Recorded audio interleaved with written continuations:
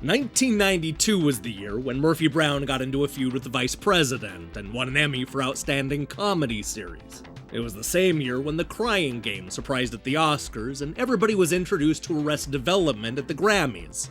No, not that Arrested Development, I'm talking about the band. But what about the Video Game Awards? If you've ever wanted to know what old school games took home the top prizes, then you've definitely come to the right place. Today we're going to recreate Electronic Gaming Monthly's best and worst of 1992, featuring 36 categories that range from Best Rumor to Hottest Game Babe to Strangest Lawsuit. So let me cue up the VHS tape and introduce you to the greatest televised award show to never be broadcast. Fade to black.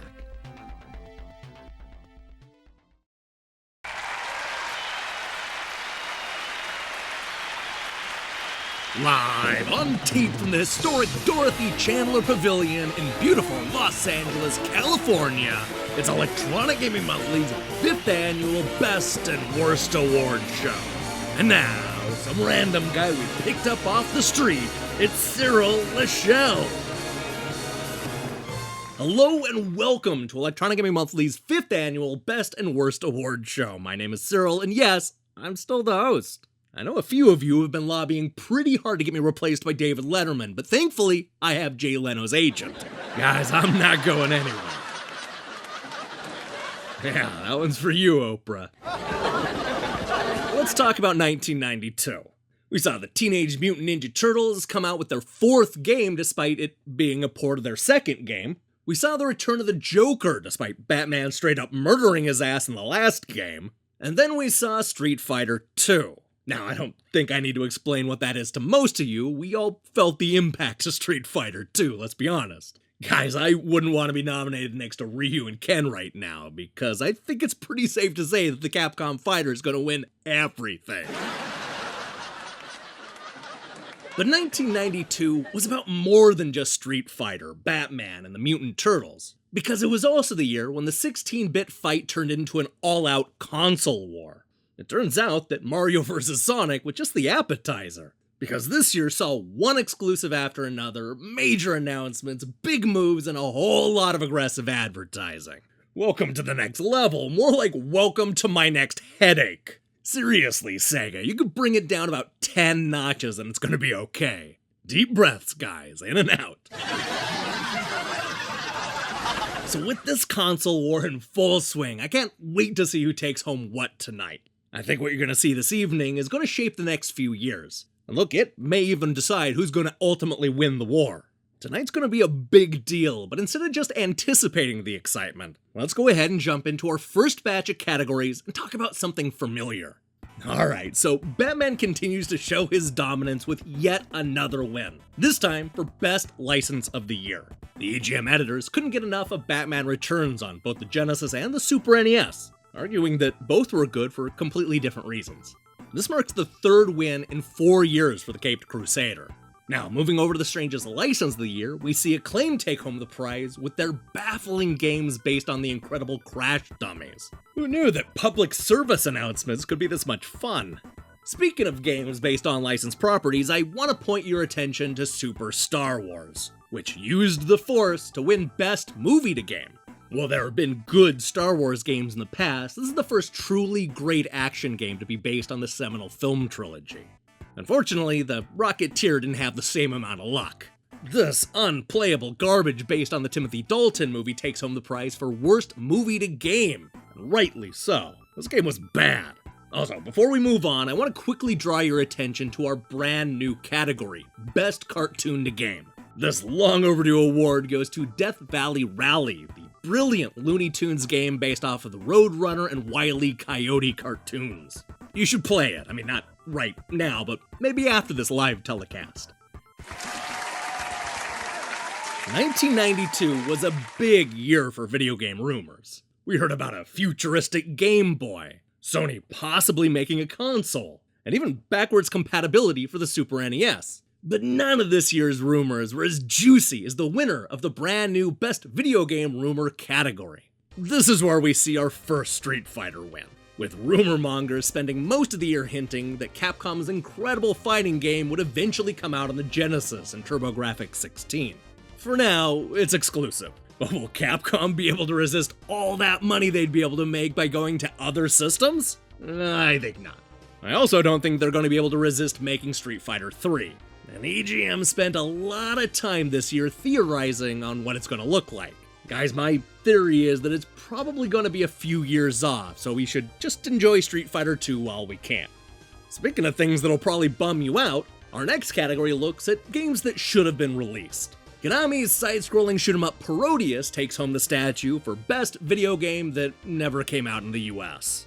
Billed as a comical take on Gradius, this little shooter was a big hit in Japan, but never found its way to the West.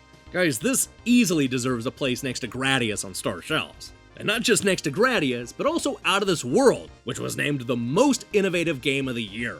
The EGM editors raved about how they felt like they were playing a long cinema and loved the rotoscope animation. Out of This World is a refreshing change from the ordinary. The one thing I loved about 1992 was how unpredictable it was. There were times when it felt like everything was flipped upside down and I had no idea what was going to happen next. That might help to explain how SEGA managed to dethrone the reigning champ in the most lawsuits category. After 3 years of Nintendo dominance, SEGA comes out of nowhere to publicly go after Accolade. And if that wasn't enough, SEGA also won the dumbest lawsuit award by going after Jan Coyle. Wait, who's Jan Coyle? Well, apparently Mr. Coyle has the patent on moving computer-generated graphics on a TV screen. No, seriously, he got in there early. Every other major company settled this out of court, but SEGA had the brilliant idea that everybody else was wrong, so they took the guy to court. They lost, obviously, and ended up paying $43 million to the guy, which is like $36 million they could have put into actual game development. So dumb.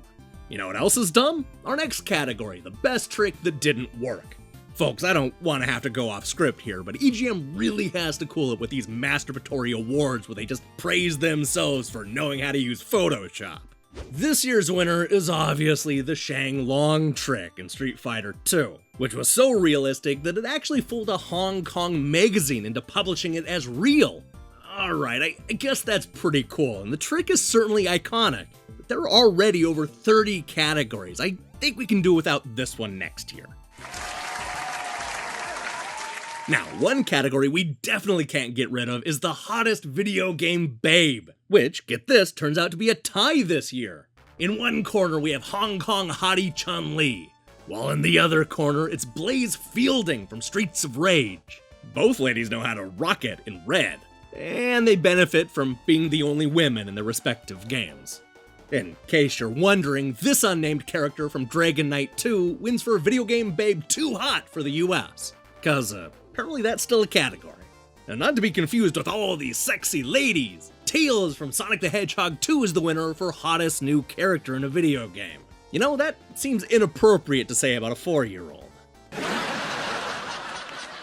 Folks, we can argue about who the hottest babe was, or what the game of the year should be, but there's one thing that none of us are going to disagree with. 1992 was full of sequels. From Street Fighter 2 to Sonic 2 to 2 different Teenage Mutant Ninja Turtles sequels, all your favorite games had a number next to their name. Well, all except for the winner of Best Video Game Sequel, which went to the very deserving Legend of Zelda: A Link to the Past. Yeah, so this is the part of the show where you remember that Zelda 3 came out in 1992 and might not win any other awards tonight. Let that sink in. Moving on, the winner of Worst Video Game Sequel goes to Home Alone 2, which I have to assume was also in the running for Worst Movie to Game. Oh, and in a brand new category created just for 1992, the winner of Most Number of Sequels goes to none other than Mega Man 5. It's just getting out of hand. Speaking of getting out of hand, that's the best way to describe the winner of the Best Video Game Ending. With no Ninja Gaiden or Phantasy Star games this year, we were all wondering what could possibly take the prize. And then we saw Ryu's ending. Then Ken, Guile, Dhalsim, and Chun-Li. That's right, the winner of Best Video Game Ending is of course Street Fighter 2, which didn't just have one ending, but 8! And guys, that's not even including the special screens you get when you beat the game on the highest difficulty without using any continues. Oh, you guys don't even know, they're so good. No, watch Zangief dance with Mikhail Gorbachev as we check in with our important sponsors. See you after the break.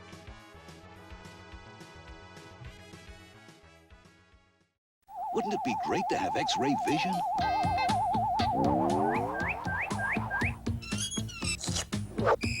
Men, you've come here today dressed for battle.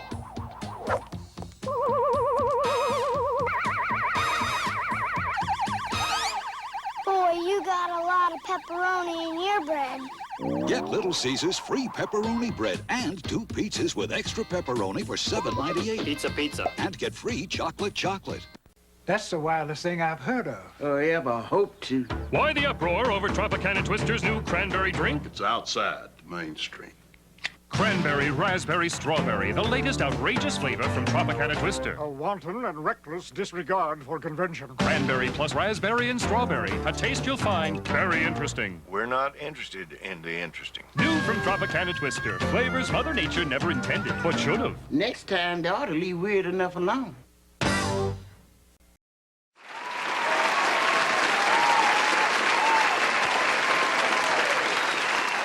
Welcome back to Electronic Gaming Monthly's Best and Worst Award Show, Console Wars Edition. That's right, we're finally to the part of the show where we're talking about the greatest hardware you can buy right now. Let's start out with the best new peripheral, which went to the SEGA CD. There's no comparison here. SEGA has the system of the future in this sexy package. Now, before we crown the winner for the best system, I first want to tell you about a snarky new category we have. Best game system that's a year late. Look, not every system comes out on time, and that seems to be the case with the Super NES CD-ROM, which should be going into production in 1993. I mean, it would be crazy if I came back here next year and we weren't naming it Best New Peripheral. I don't even want to live in that kind of world. Don't worry, guys. Thankfully, that's not going to happen, because the winner of Best Video Game System of the Year is none other than the Super NES. You heard that right, the Super Nintendo finally overtook the 3-time winning Sega Genesis as the best system. They had Street Fighter, Zelda, Mutant Turtles, and Star Wars.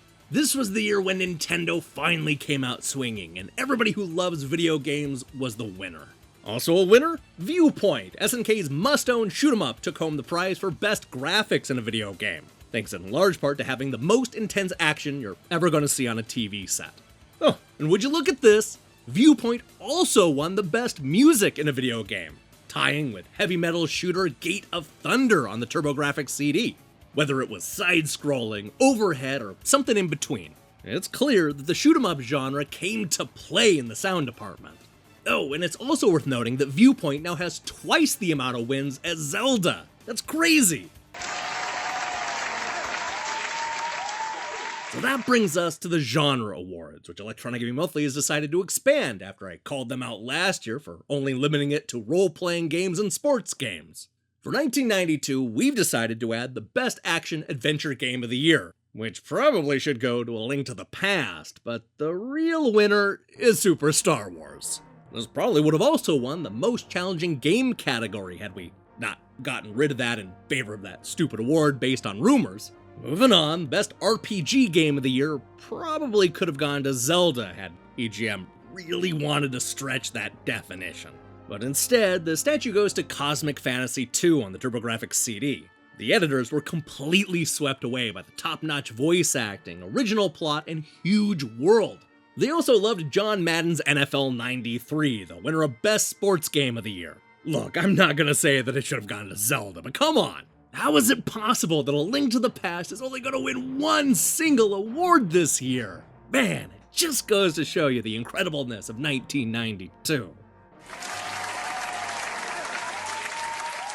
And that brings us to the moment we've all been waiting for. We're finally at the point where we can start naming the best of the best, starting with the console awards and then moving to the overall game of the year. As always, let's start with the portable game of the year, which goes to Sonic the Hedgehog 2 on the Game Gear. This is more than just a follow-up to last year's portable game of the year winner, as it gives us a chance to hang glide with Sonic in 8 bits. It's magical. Speaking of 8-bit games, Teenage Mutant Ninja Turtles 3: The Manhattan Project takes home the prize for the Nintendo Entertainment System Game of the Year. The EGM editors liked that this wasn't just a port of an arcade game, and so did I.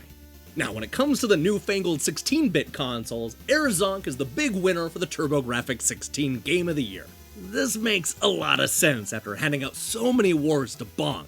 And best of all, it's another shoot 'em up with great music.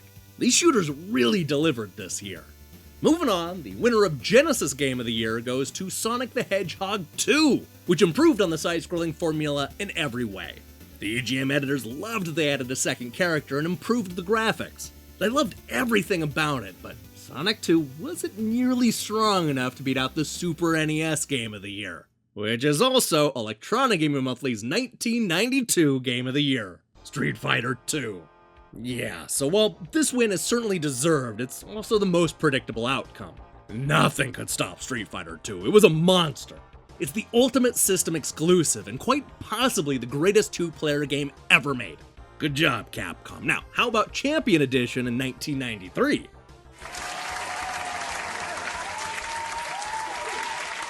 Oh, I can't believe I'm about to say this, but that brings us to the end of another incredible award show. We watched Out of This World teach everybody a thing or two about innovation. We saw SEGA overtake Nintendo in lawsuits, and then we saw Viewpoint pick up more wins than the best Zelda game ever made. I bet you didn't see that coming.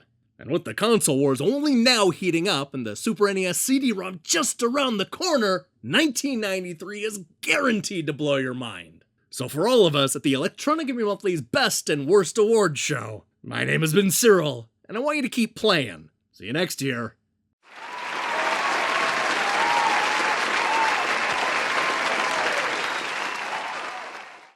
Hey, thanks for watching Electronic Gaming Monthly's Best and Worst Award Show of 1992. If you liked what you saw here, then you should know that we're going to post new episodes every Tuesday and Thursday leading up to the end of 2018. Now, here's the question I have for you. What's your favorite game of 1992?